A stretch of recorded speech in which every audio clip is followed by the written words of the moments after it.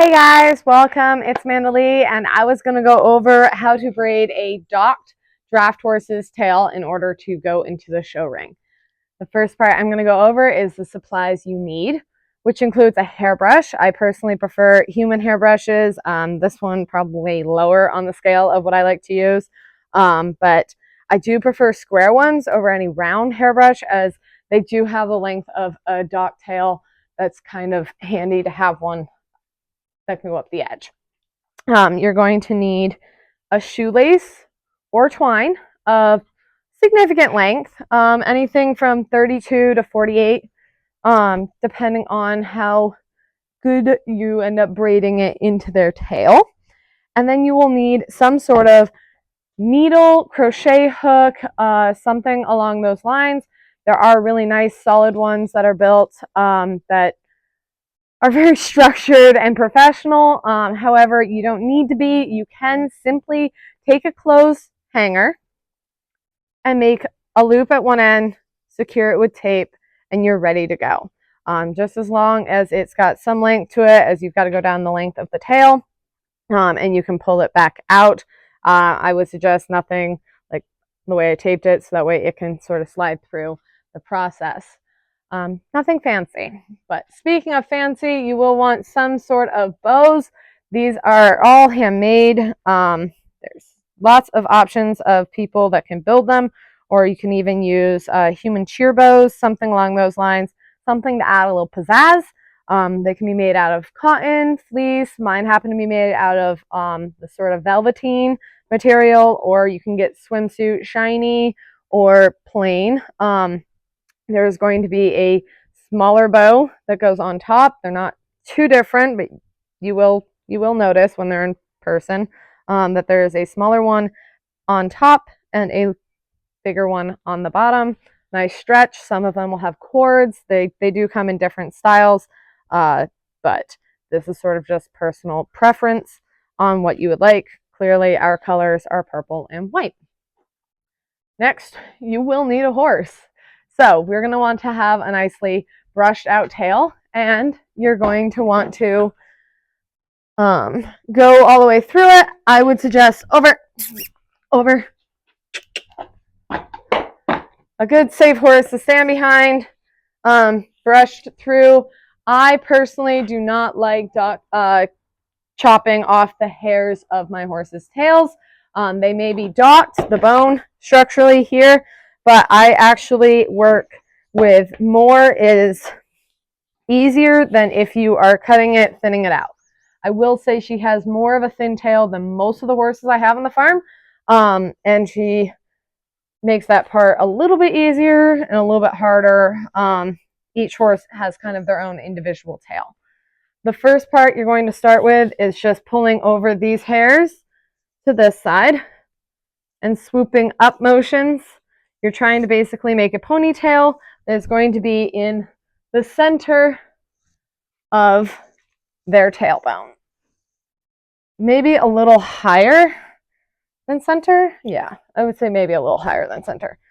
Once you kind of get these swooping up in a motion that's nice and smooth, you don't want it to be all razzle-dazzled and fluffy, just nice and smooth, you're going to end up trying to make a Y shape. So you want to go up this, so you're making one section there, one section here, and one section at the bottom.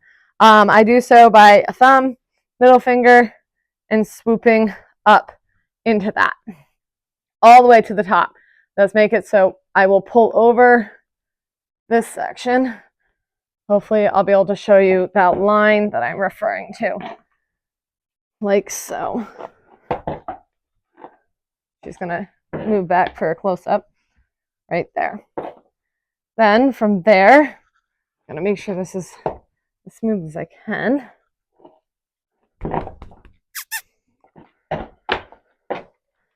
You have your three sections. This one's going to swoop up and over. This one, you're going to cross over. And then I will take this side and cross over to the top over there.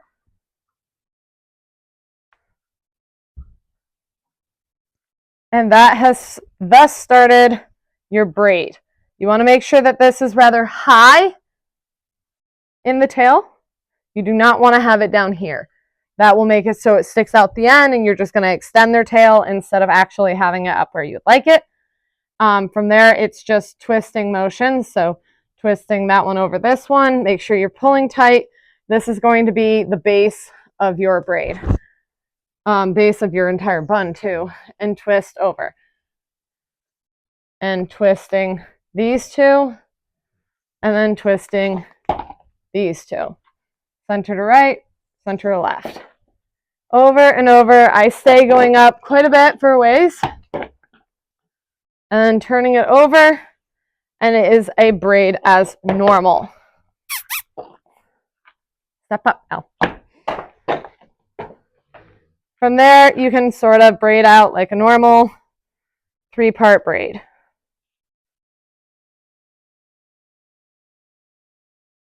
Continue down until, and this will be up to your length of your tail. I would say about 5 inches out.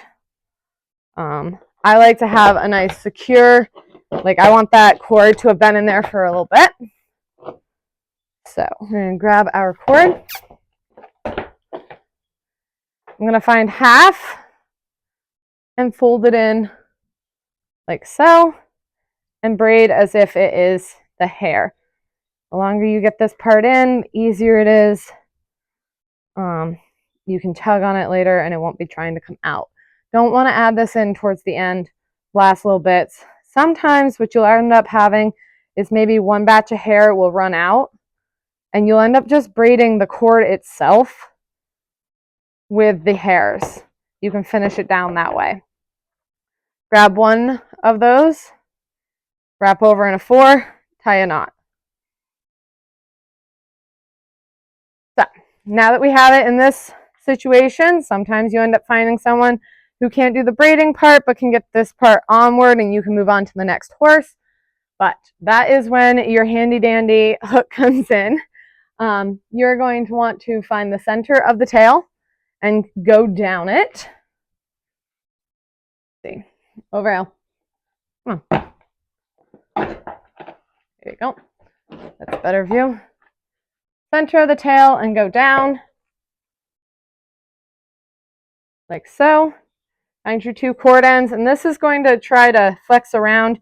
You're going to want to fight it almost like you would a watering hose, where you want it to be very flat and organized. Don't let it be the boss of you. Twist it as you need.